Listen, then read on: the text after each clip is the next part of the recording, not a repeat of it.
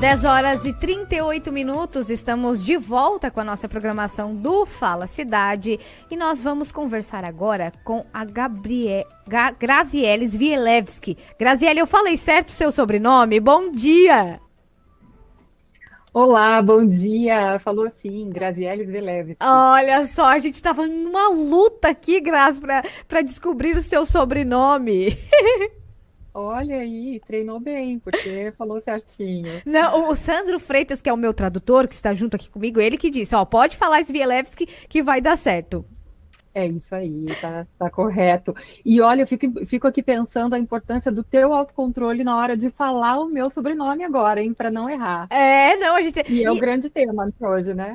Exatamente. Respire ou entre em pânico. Foi assim que a psicóloga, né, agora a Grazi conversa com a gente, descreveu um momento crítico que viveu durante um voo, quando precisou usar o autocontrole para sobreviver a um engasgo grave. Ela explica como a respiração, o autoconhecimento e técnicas simples podem ajudar qualquer pessoa a enfrentar crises em situações de forte pressão. É isso, Grazi?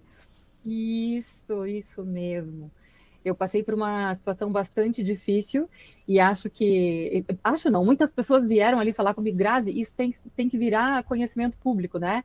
E aí, nesse sentido, eu acho que é importante, né, o compartilhamento dessa experiência, porque o autocontrole é a nossa capacidade de inibir os nossos impulsos, inibir aquela vontade, assim, diante de um desconforto, que a gente, às vezes, só quer se livrar do desconforto, né? Às vezes a gente tem alguns comportamentos que nos enfiam ainda mais dentro do problema.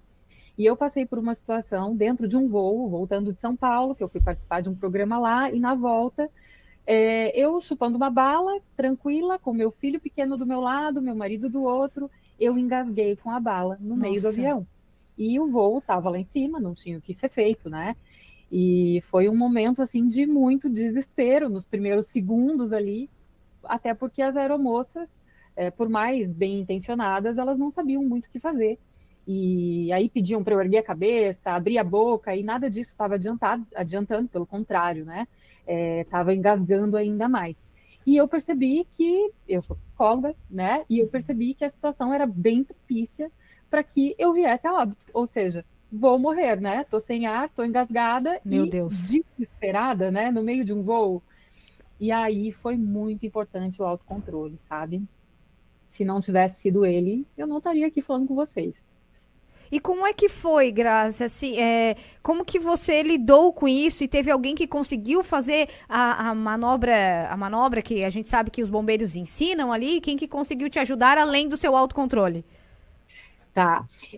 A bala, ela foi para o esôfago. Ela estava entre o esôfago e a parte das vias aéreas. Então, ela não foi exatamente na via aérea, onde seria óbito na certa, né? Uhum.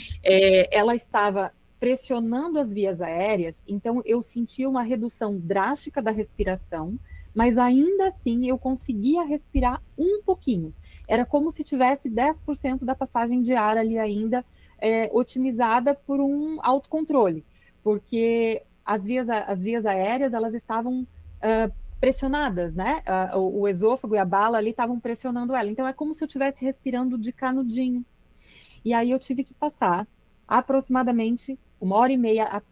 Para mim, durou 10 horas, né? Para mim foi uma eternidade. Mas foi mais de 1h30 respirando muito devagar, muito concentrada, para Mulher do conseguir céu. mandar o mínimo todo o oxigênio que eu pudesse ali, que era mínimo, para o meu cérebro, para eu não vir realmente a desmaiar e vir a óbito, né? Optaram por não fazer a manobra, porque poderia trancar ainda mais. Porque do jeito que estava terrível, Uhum. mas eu ainda estava respirando. E aí a importância do autocontrole. Num momento como esse, né, de desespero, a gente só quer se livrar daquilo. E Uhum. aí o cortisol, ele aumenta, a gente hiperventila, né, a gente fica desesperada, o nível de adrenalina sobe, e a tendência é a gente tomar algumas decisões que nos colocam ainda mais em risco, né? E aí nesse momento foi muito importante, tinha no voo, as enfermeiras perguntaram, né, perdão, as aeromoças perguntaram se tinha médicos no voo, e tinha um intensivista que estava ali do Hospital das Clínicas de São Paulo, ele estava vindo para Florianópolis no mesmo voo, e aí ele foi assim impecável, com muito autocontrole também, conversando, tentando, o meu celular dá para escrever na tela, a gente ia se comunicando ali com muita tranquilidade. Ele falava: olha, a minha prioridade é que você respire, então mantenha calma aí, mas vai me respondendo algumas perguntas. E a gente foi se comunicando por escrito para que ele pudesse entender como é que estava a situação. Ele fez uma avaliação e ele tomou essa decisão, em conjunto comigo ali, de que seria melhor a gente aguardar, pousar e fazer a retirada via endoscópio, por endoscopia, com pinça, né? Uhum. Porque eu ainda assim estava respirando. Então foram momentos de muito desespero, que o autocontrole ajudou a reduzir ali, né, a ansiedade, ajudou a reduzir a adrenalina, porque na hora da adrenalina a gente só quer se livrar do desconforto, e me ajudou principalmente manter minha vida, né? Grazi, Manter minha vida. você explica aqui pra gente que a respiração lenta reduz cortisol e adrenalina.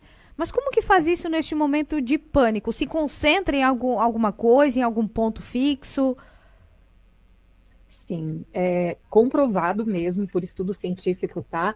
Que as técnicas de respiração lenta, elas reduzem o hormônio do estresse. Então, se a gente responde a esse boom de hormônios, né, do estresse ali, que é o cortisol, na hora do desespero, se a gente responde ao desespero, a gente não consegue ter o controle de volta, né? Então, a gente precisa ir contra esse, que tudo é a nível neurológico, né? Então, aciona lá o sistema nervoso, autônomo simpático, fala assim: olha, tu tá em perigo, corre, foge, né? Mais ou menos é isso que está acontecendo quando a gente tem um estresse.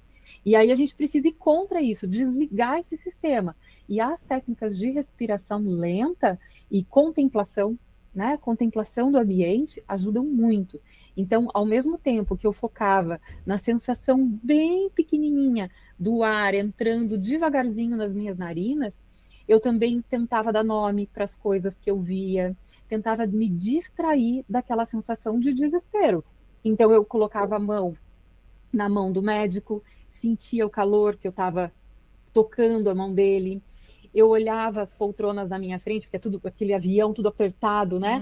E Uhum. aí eu via os detalhes da costura e ficava pensando como foi para uma pessoa costurar todo aquele banco, né? Uma pessoa não, uma máquina, né? Uhum. Então, tudo isso vai te distraindo e vai te colocando, vai te distraindo dos pensamentos catastróficos, né? E vai te colocando mais em contato com o sensório, né? Com a parte mais sensorial. E aí tu vai reduzindo toda essa ansiedade, vai desligando o teu sistema de alerta, que é uma defesa do corpo, né? Ô, Grazi, muitos ouvintes aqui podem estar nos ouvindo, né? E se perguntar como que eu começo a treinar o meu autocontrole, porque é muito difícil isso, doutora. Como que a gente faz isso? Quais os primeiros passos? Bom, primeiro, saber que é um treino, né? Se a gente for tentar escrever com a mão esquerda, quem é destro vai tentar escrever com a mão esquerda, vai sair um garrancho só. Então, é treino, gente. Não desistir é bem importante, tá? Então, o autocontrole, ele previne comportamentos impulsivos, ele está associado a maior índice de pessoas que têm decisões saudáveis na vida. Então, olha as motivações aí da importância, né, desse autocontrole para você se manter firme nesse treino, tá? Te aumenta a capacidade de lidar com adversidades, está mais associado com pessoas que têm um índice menor de depressão, de ansiedade, menos conflito interpessoal. Então, Uhum. tudo isso eu digo, já vou falar como é que treina, mas tudo isso eu digo porque quando a gente vai fazer um treino de carregar um peso, dói, a gente tende a parar, né? Mas olha a Uhum. importância da gente manter o treino do autocontrole, né? E a respiração é o primeiro passo. A gente pode treinar todo dia um pouquinho, inclusive adolescentes, inclusive crianças, tá? Porque o autocontrole ele também está associado a comportamentos mais seguros. Ele evita comportamentos de risco, como, por exemplo, abuso de álcool, né? Comportamentos impulsivos, de forma geral, que depois a gente se arrepende, né? Uhum. Então, todos os dias, começa com um minutinho, fecha os olhos, coloca a mão no peito ou até na barriga para você sentir a sua respiração e presta atenção na sensação geladinha do ar entrando nas suas narinas. Coloca ali o timer, um minutinho. Depois sente a expiração, né? O ar mais quentinho, você vai ver a diferença de temperatura. E com isso, tu pode ir aumentando aos poucos. Depois de 1 minutinho, vai passar para 3, vai passar para 5, né? E isso vai te ajudando a ter mais controle das tuas emoções com uma coisa muito simples que está dentro de você, sem medicação, sem precisar, né, de grandes coisas aí. Você mesmo se proporcionando isso. É o autocontrole, né? Esse é um treino simples e bem eficiente. Olha só que ótimo. Outra coisa que eu aprendi, eu sou uma pessoa ansiosa. Olha, eu vou te falar, hein, Grazi, provavelmente eu teria passado dessa para melhor em uma situação que você passou. Olha, parabéns até por uma questão de você trabalhar com isso, você pôde se autocontrolar. Grazi, para encerrar, qual que é a mensagem que você deixa para quem sente que perde o controle facilmente ou vive esses momentos de ansiedade intensa aí no dia a dia? Bom, primeiro também quero deixar uma outra mensagem, que o excesso de autocontrole também é ruim, tá? É importante a gente ser espontâneo aí em alguns momentos, né? De vez em quando, porque Sim. senão a gente vira robô, né? Vive no É importante a automático gente... daí, né? É.